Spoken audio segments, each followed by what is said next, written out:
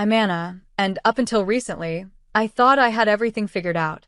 Adam and I had been married for 3 years. We lived in a lovely apartment in a good neighborhood, and both of us had stable jobs.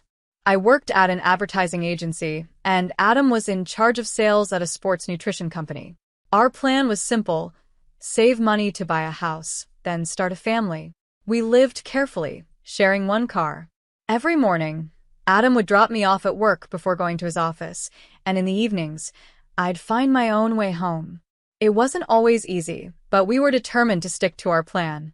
Then Adam's sister, Mary, came to visit with her 3 kids. She was a single mom. Her husband had died in a car accident. Adam's parents, my in-laws, were very protective of her and wanted to make sure she never felt lonely. That's why they sent her to stay with us. When Mary arrived, Adam was thrilled. "Isn't it great to have them here?" he said as he helped with her bags. I nodded, trying to be as excited as he was. "Sure, it'll be nice to spend time together." At first, I thought Adam's attention to Mary and her kids was kind. He played with the children, listened to Mary's problems, and went out of his way to make them feel comfortable. But as days went by, his focus on Mary grew stronger. He started asking me to put her needs first too. "Anna, can you help Mary with the kids' laundry, or why don't you take Mary shopping? She needs to relax." I was already tired from work, and now I had to take care of Mary and her children. The situation got worse when Adam said, "Anna, Mary's going through a hard time. We need to make her stay as comfortable as possible. Can't you be more understanding?" I stared at him, disbelief filling me. "Adam, I'm trying, but I'm tired too. I work all day, then come home to cook and clean for everyone. I need a break as well." He frowned, clearly upset by my answer. "Mary is a single mom. She needs our support. You should be more sympathetic." As I watched Adam continue to fuss over Mary and her kids, a sinking feeling hit me. This wasn't just a short visit anymore. Something had changed, and I wasn't sure if I was going to like where this was headed. Days turned into weeks, and there was no sign that Mary was planning to leave. I was completely drained, both mentally and physically. After long days at the ad agency, I would come home, cook for everyone, and clean up the mess. Adam's constant complaints were wearing me out. "Anna, Mary doesn't like spicy food. Can't you make something else?" Adam said one evening. I held back my frustration and bit my lip to keep from crying. "Adam, I'm doing my best." "I'm tired too, you know," I replied. "Mary's with the kids all day. She's exhausted and doesn't have time to cook," he shot back. I took a deep breath, trying to stay calm. "I understand that, but—" "No buts, Anna. We need to support her," Adam interrupted. I nodded, staying quiet to avoid another argument. I understood Mary was going through a tough time, but I was tired of Adam's constant criticism. I just wanted things to go back to normal. One evening, as I was washing the dishes after dinner, Adam dropped a bombshell. "Anna, we need to talk," he said, leaning against the counter. I dried my hands, preparing myself. "What is it?" "Mary is thinking of looking for a job here in the city," he said, his voice full of excitement. I froze. "Oh, that's unexpected." "Yeah, isn't it great?"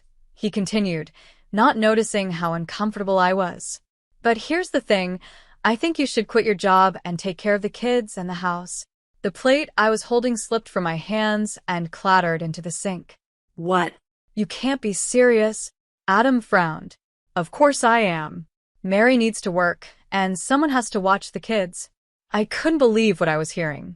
"Adam, I'm not quitting my job to take care of someone else's children. That's not fair." "Fair? What's not fair is expecting Mary to handle everything on her own," he snapped. I took a deep breath, trying to remain calm. "Okay, let's think about this. Where is Mary going to live if she gets a job here?" Before Adam could answer, Mary walked into the kitchen with a big smile. "Oh, didn't Adam tell you? I'll be living here, of course, with my amazing brother, who understands me and supports me."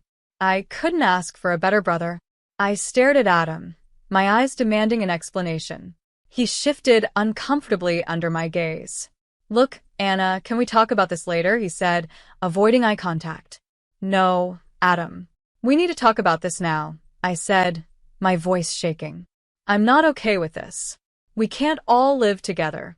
It's too cramped in this apartment for 7 people. Adam's face lit up like he had just thought of a brilliant idea. But honey, don't you see? This is perfect.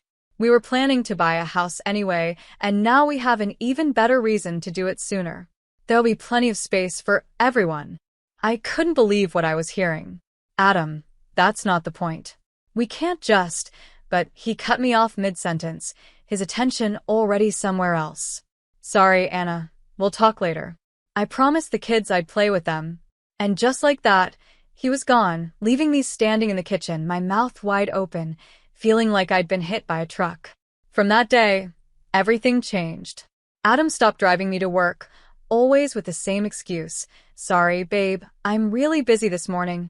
I knew he wasn't telling the truth, but I couldn't prove it. So, I started commuting on my own, both in the morning and evening, adding even more stress to my already busy days. One afternoon, I came home early from work, hoping to start dinner early. Instead, I walked into complete chaos. Mary was lying on the couch, glued to some trashy reality show, while her kids were running wild. Mary, I said, trying to keep my voice calm. What's going on here? She barely looked up. Oh, hi, Anna. The kids were bored, so I let them play. I looked around in shock. The walls were covered in crayon marks. Strange stains were all over the couch, and my beloved houseplants, the ones I had cared for over the years, were knocked over, with soil scattered across the floor. This isn't playing, Mary. This is destroying our home, I said, unable to hide the frustration in my voice. Mary shrugged, her eyes already back on the TV. They're just kids, Anna. Lighten up. I took a deep breath, counting to 10 in my head. Mary, I thought you were looking for a job. Any luck? She waved her hand dismissively. Oh, I've sent my resume everywhere, but nothing good has come up yet. They all want too much work for too little pay. I'm not desperate, you know? I bit my tongue, holding back what I really wanted to say. Of course, she wasn't desperate. She had everything handed to her here, with Adam and me paying for everything and doing all the work. That night, as Adam and I got ready for bed, I tried again to talk to him. Adam, we need to set some ground rules. Mary can't just let the kids run wild like that, and she needs to start helping out around the house. Adam sighed, looking frustrated. Anna, Mary's going through a tough time. Can't you cut her some slack? Slack? Adam, I've been cutting her slack for weeks. Our home is being destroyed. I'm doing all the work, and you're acting like I'm the one being unreasonable. Keep your voice down, Adam whispered. You'll wake everyone up. Look, I know it's not perfect, but it's family. We have to stick together. As I lay in bed that night, listening to Adam's soft snores, I felt even more alone. I couldn't help but wonder when I stopped feeling like part of this family, and more importantly, how much longer I could live like this. As the days turned into weeks, things at home only got worse. Adam seemed completely unaware of the chaos his sister and her kids were creating. Whenever I tried to set some rules or ask the kids to clean up after themselves, Mary would run to Adam and complain. One evening, I overheard her talking to him in a fake concerned voice. Adam, I don't think Anna likes the kids. She's always yelling at them, making them clean. They're just kids, you know. I waited for Adam to defend me, to at least say that asking kids to clean up isn't cruel. But instead, I heard him sigh. I'm sorry, Mary. I'll talk to her. That night, Adam came to me in our bedroom. Anna, look at this place. It's a mess. If you can't keep it clean with the kids here, maybe what, Adam? I asked, already knowing where this was headed. Maybe you should think about quitting your job. If you were home full-time, you could keep the house in order without putting so much pressure on the kids. I laughed bitterly. So now it's child labor to ask kids to clean up after themselves? Adam, do you even hear yourself? But he wasn't really listening. He'd been pushing this idea for weeks, and I was tired of arguing about it. You know what, Adam? Fine. You want me to quit? I quit. His eyes widened in surprise. Really? You mean it? I nodded, a plan forming in my mind. Yep, I'll call work tomorrow and tell them. Adam's face lit up with a big grin, and he hugged me tightly, not noticing how stiff I was in his arms. "Oh, Anna, this is great. You'll see. Everything will be better now." The next day, I did call work, but not to quit. I spoke with my boss and explained that I needed to take a 4-month unpaid leave for family reasons. Luckily, I had recently trained an intern who could cover for me, and my boss was understanding and approved my request. When I told Adam I had quit, he beamed with pride, shooting a triumphant look at Mary. "See? I told you Anna would come around. She understands the importance of family." As I watched them share their little moment of victory, I felt like a stranger in my own home. But I reminded myself that this was only temporary. I had given myself 4 months to see how things would play out, to see if Adam would realize the mistake he was making. The next morning, as Adam left for work, he kissed me on the cheek. "Have a great day at home, honey. I know you'll do an amazing job." I forced a smile and waved as he drove away. Then I stood there, wondering what my next move would be. I turned to face the mess inside the house. Mary was already lounging on the couch, remote in hand, while her kids ran around making a bigger mess. From the moment I quit my job, my life turned into a never-ending cycle of chores and looking after Mary's kids. I'd wake up at dawn, make breakfast for everyone, pack Adam's lunch, and spend the rest of the day cleaning, cooking, and taking care of the children. Meanwhile, Mary acted like she was on a permanent vacation. Days blurred together with the same routine.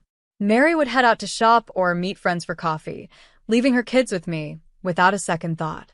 I'd watch her drive away in Adam's car while I was stuck at home, juggling housework and childcare. Adam seemed completely unaware of how unfair everything had become.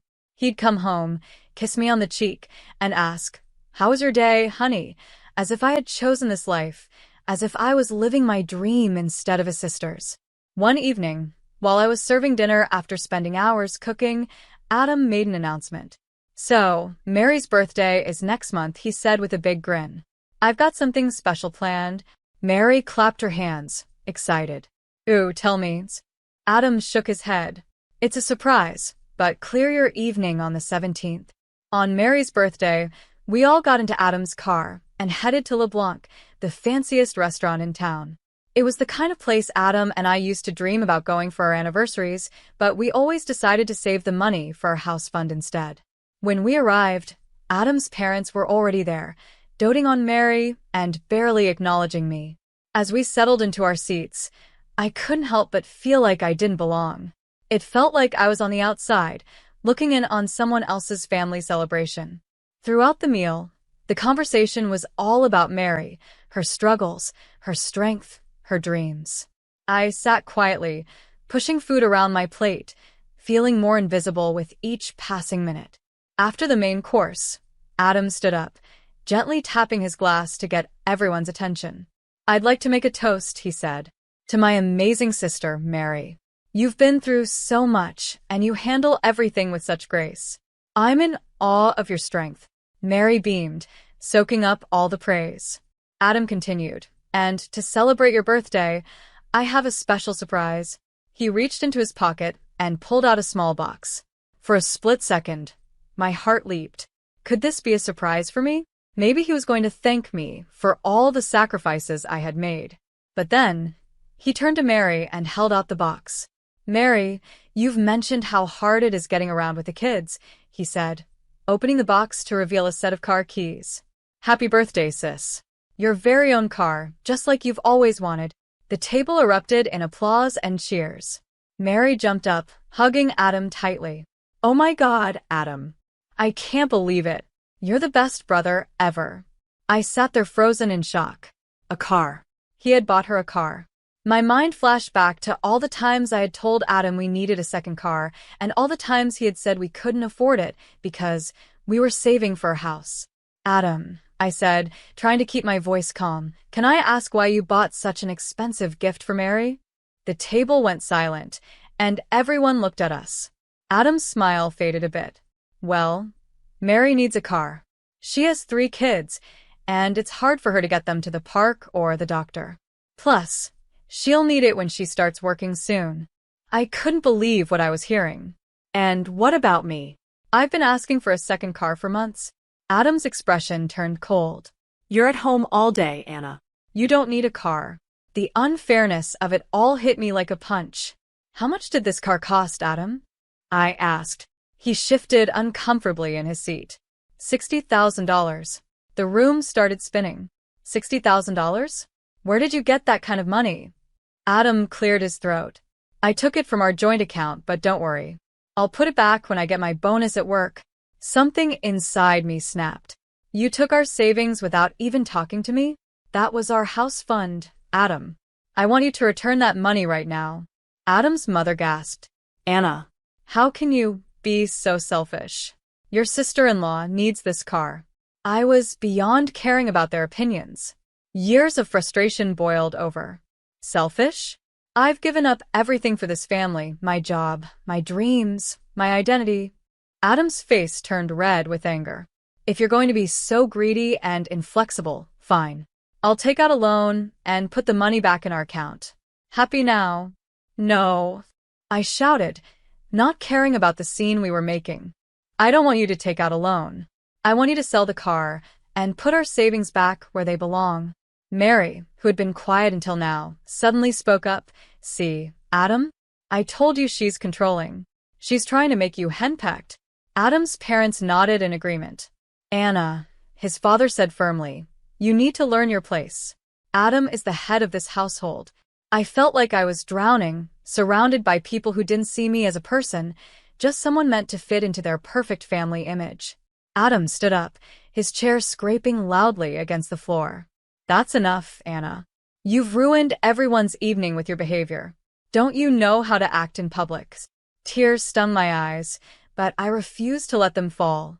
I stood up, grabbed my purse, and said, I'm leaving. Good. Adam shouted, no longer caring about the other people in the restaurant staring at us. Get out, you ungrateful freeloader. I'm the one who earns the money in this family, and you should be obeying me.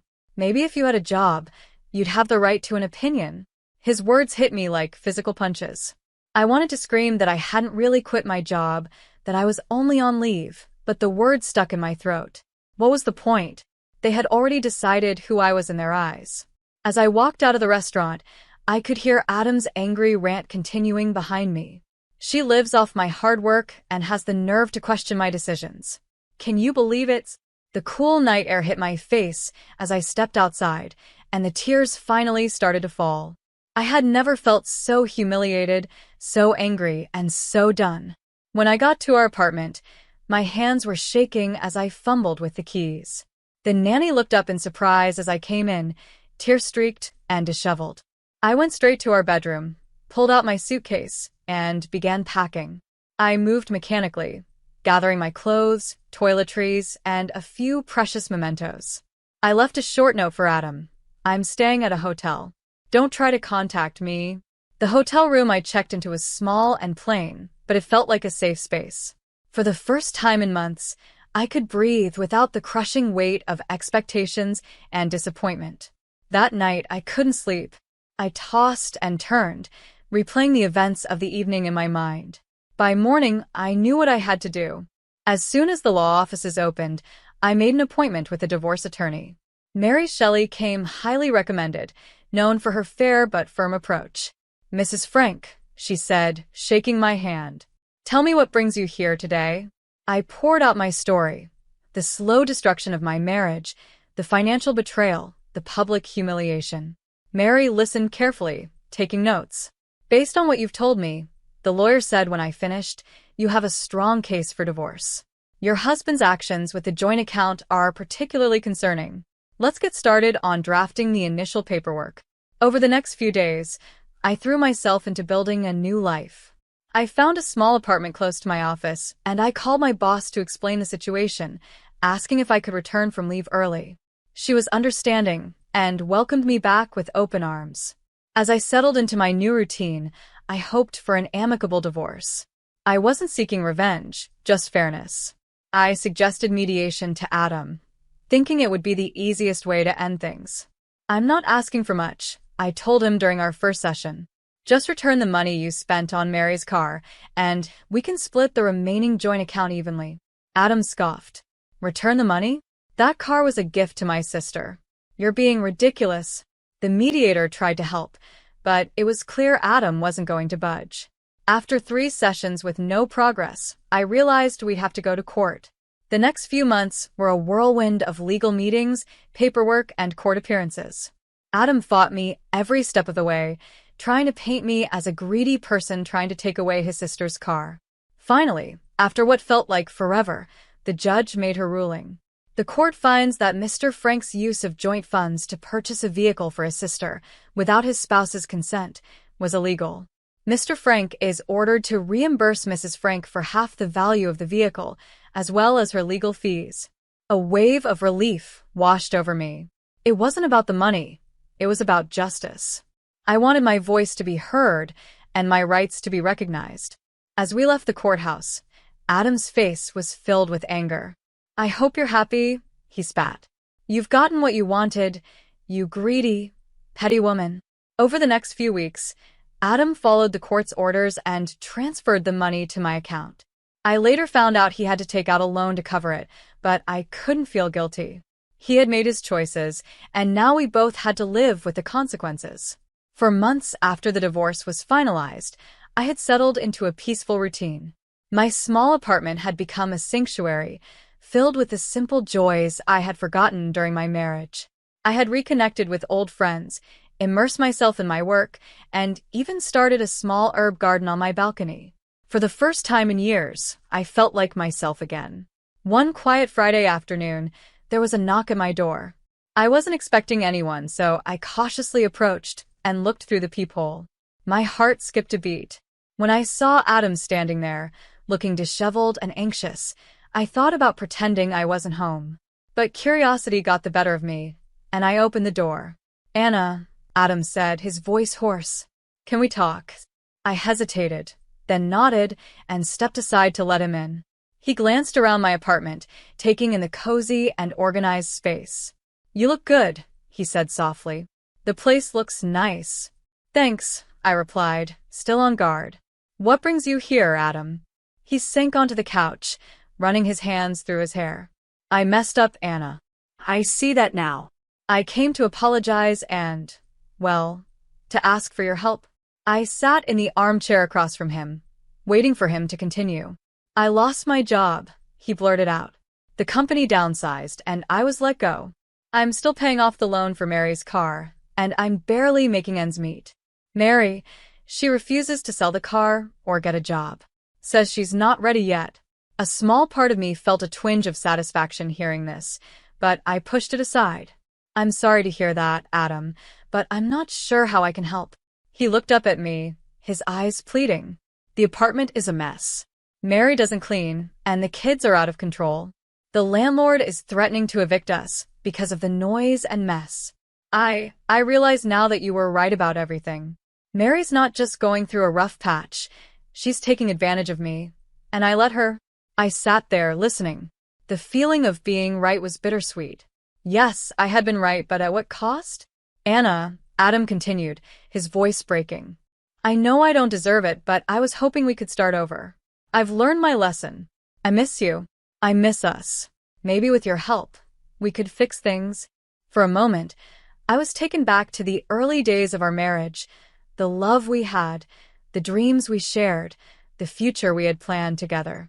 But then I remembered the betrayal, the humiliation, and the months of feeling invisible and unvalued. I took a deep breath.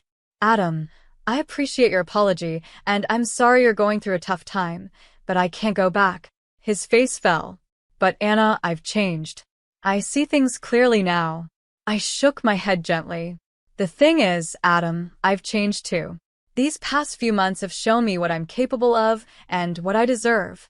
If you betrayed me once, how can I trust you wouldn't do it again when things get hard?" "I wouldn't," he insisted. "I've learned my lesson."